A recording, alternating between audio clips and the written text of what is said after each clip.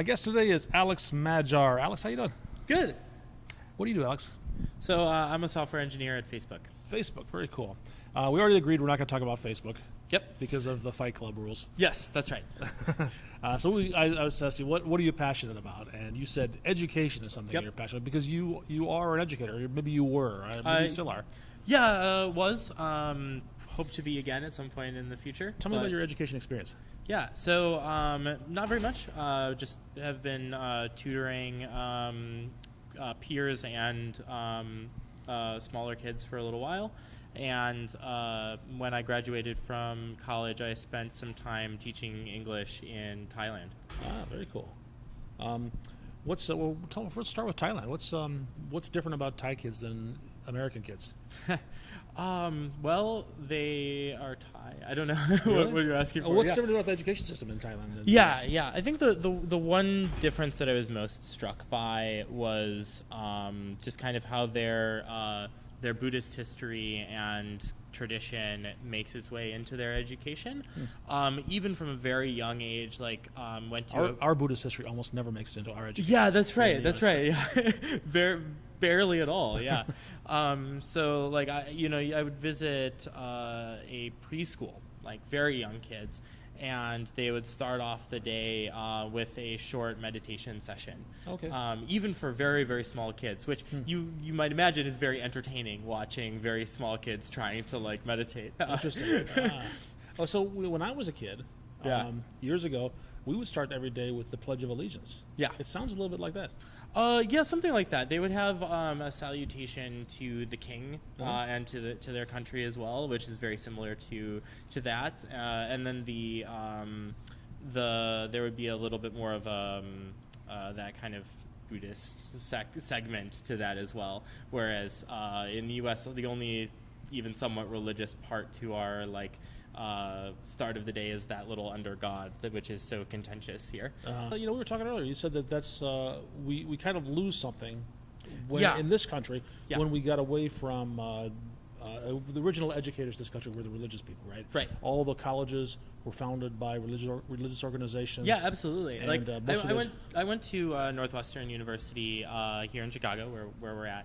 And it was started as a seminary, right? It was the Fighting Methodists. Is it really? Yeah. I did not know that. Yeah. Back when it was founded, it was the northwest corner of the country, right? Because they wanted something that was far away from, the hustle and bustle of the East Coast, somewhere where people could go and learn the religious life, right? And obviously, we want a secular education. We don't want to indoctrinate kids with a religious tradition that maybe their parents don't agree with, or which seems to violate our ideals of the separation of church and state. But when you remove a religious component to your education, what we've done is we've also removed the moral component, the behavioral component, the emotional intelligence component, the self-reflective piece of it, which is so important to being a good person, to just living a good life, to doing well in your career. All the best people that I work with are all very reflective, very thoughtful people.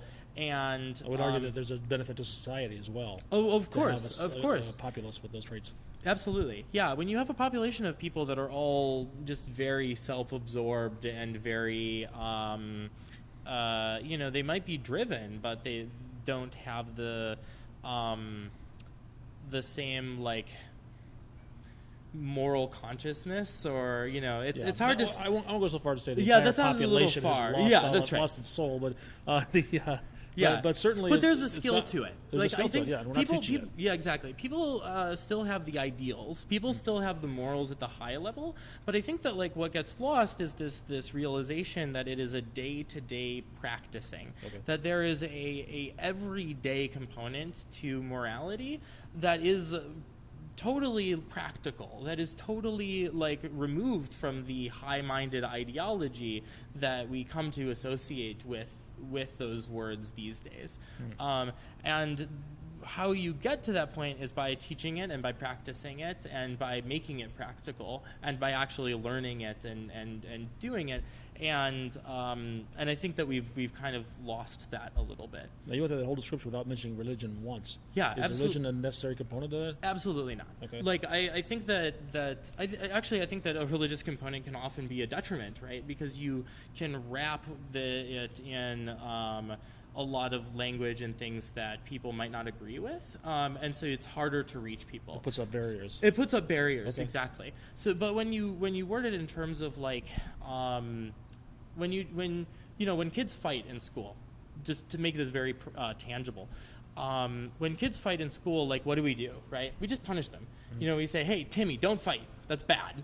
Mm-hmm. And then we punish the kids, right?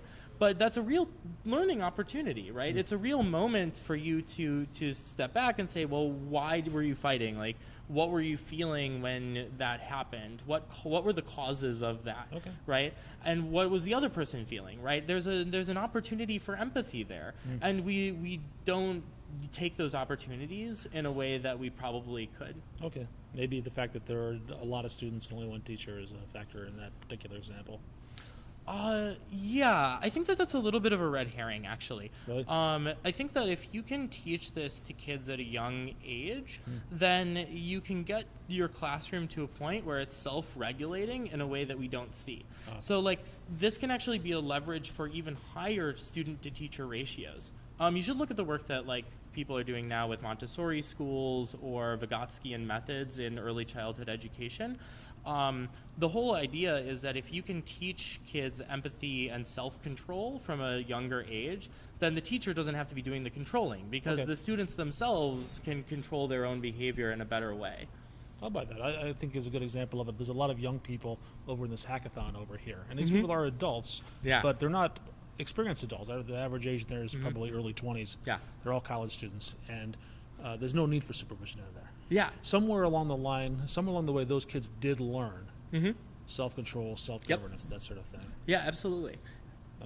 So my show is called Technology and Friends. Let's talk about technical education. I know you have some strong opinions about that. Let's talk about mathematics. Sure. Yeah. No. Absolutely. So, So to kind of, So I learned computer science when I was in middle school, and I think that computer science is math in a very fundamental way. Like, it is math. It's a different kind of math, though. Okay. So math is normal math. What we think of as math, like arithmetic, calculus, etc., is more about describing what is true in the world. There are statements around, if you have these two and these two, then in total you have four, right? It's more about statements, whereas computer science is the mathematical study of processes. How do things unfold over time? How much time do those things take to happen? How can we formally describe a process in terms of other processes and in terms of their composition, in terms of what it takes to do them, and what mathematical properties can we talk about for those processes? So when you view computer science in this light, as a mathematical description of processes and an exploration of what the properties of a process are, then you can actually start to say some very interesting things that apply to life in general. You can model anything as a process, right? Even the process of learning, or the process of doing your homework, or the process of your job, or the communication between you and your coworkers, right? As you have, as the number of coworkers grows, linearly, how does the communication overhead between them grow? Well, it could potentially grow n squared, because that's the number of pairwise connections, right? But can we design a process for the interperson communication in an organization that has better properties than that, right? Oh, well, we can organize people in a tree structure, right? So you can see how the actual behavioral complexity of our social systems actually derives very fundamentally from the computer science properties of these systems. Okay, I haven't really looked at it this way. I think another way of saying that is that there are, for the problems that you're describing in computer science, there are there's more than one answer to those problems, because the solution often is an iterative approach, and you may go down one path and come to one solution, go down another path, come to another solution. Whereas you started off with the example of 2 plus 2 always equals 4, even for extremely large values of 2. Yeah, that's right. So, yeah, so it's not just there's definitely that sense of creativity. That's a different way of thinking. It's a creative way of thinking as opposed to learning arithmetic, which is I won't say it's rote memorization. Part of it is that, but it's a defined process. Yeah, it's the difference between giving a student a process and saying, okay, when you want to calculate the integral, you follow these steps, right? And they have to memorize. Yeah, no, exactly. It's like the delivering of recipes, right? Whereas computer science is more about how do you write recipes? Right. How do you arrive at those processes? Yeah. And what are the properties of those, right? It kind of dives in at a deeper level and really gets you to understand things in a more formal way than you normally are actually asked to. So to bring up the example that I brought up earlier, I was teaching this one middle school kid. I was tutoring him both math and computer science, and I was trying to get him to understand algebra. To just understand the very basic concept that letters can stand for numbers, and that it doesn't matter what number you put for that letter, right? Kind of the core thing of algebra. He was kind of just not understanding it. He's like, that's a letter, that's not a number. Like, I don't know what you're talking about. But you teach him computer science and you say, look, like, when I say var c equals 3, right? C is just a bucket that I'm putting this number into. And then you let them play with it. You give the computer over to them and say, okay, now put in a different number. See what changes, right? And they can start to form this intuition around, I get it. Like, you take this number and you're putting it in there, and it's, that's just the label for the container of that thing, right? And they're starting to already think in a more abstract way. Interesting. Right? Which just telling them this is what it is doesn't get them to, like, really get it. Whereas when they get to play with it and just kind of do it themselves, students can get it a lot more directly. I guess it's. I'm trying to picture that in my mind, but I of course learned the opposite way. I learned algebra first, and I was 30 years old before I became a computer scientist. So I learned it relatively late in life, and it's hard for me to put myself in that shoes to say I don't know algebra and I learned computer science first. I'm not sure that I would have been able to pick up computer science without having that foundation in mathematics. Even though you're advocating, it's easier to pick up mathematics if you have a foundation of computer science. I think that it goes hand in hand, right? I think that, like, you can't write C plus whatever, quantity times something else if you don't understand the order of operations. Because the order of operations is going to dictate what that expression evaluates to, right? So it needs to go hand in hand. I think that what computer science gives you is it forces you as a student to make a connection between the abstract model of something and its concrete, like, reality, its implementation, right? There's the algorithm in the abstract, then there's your code in the slightly less abstract, and then there's the code's execution in its most, like, direct form, right? Where you can print out at every line of your code, this is what's happening, right?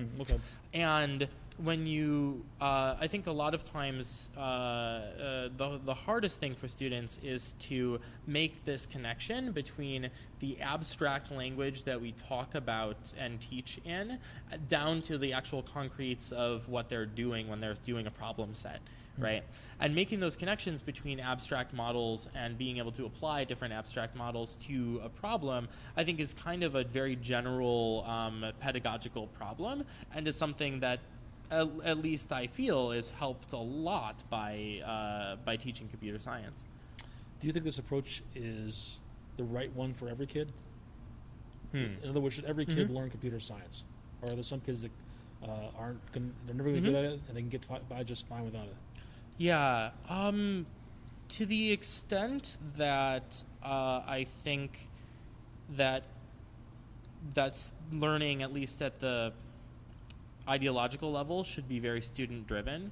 I don't think so. If somebody doesn't want to learn something, you can't force them to. Okay. Right? Learning is such I'll rephrase the question. Do you think everybody should be taught computer science? Yeah. So we've already decided that everybody should be taught reading and Right. and arithmetic. Yeah, exactly. So basically, I'm saying to the extent that these other things are probably important to teach, I think that computer science, at least very fundamentals of it, are important to teach to everyone. Okay. Because as I said, it's only about the mathematics of processes. It's not really about computers. And the second thing is, to the extent that it is about computers, I think that you should have an understanding of computers.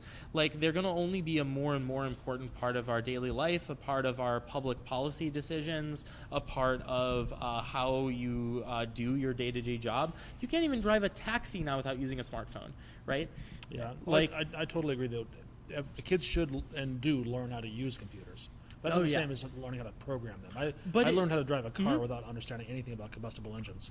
But I think you at least have some model in your. Engines. I think you at least have some model in your head of what's happening inside the engine of your car, right? I guess so, but if I did, I think I'd still be a good driver. I don't think that would impair my ability to drive at all.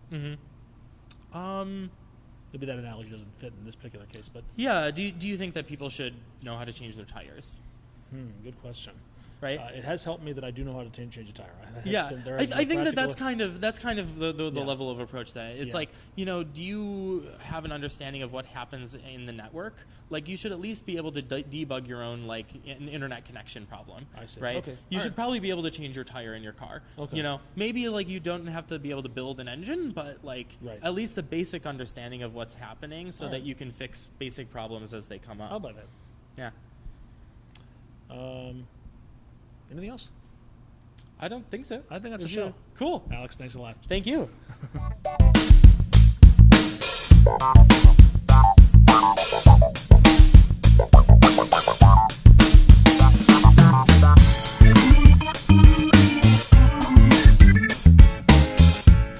Facebook is the best place for technology and friends.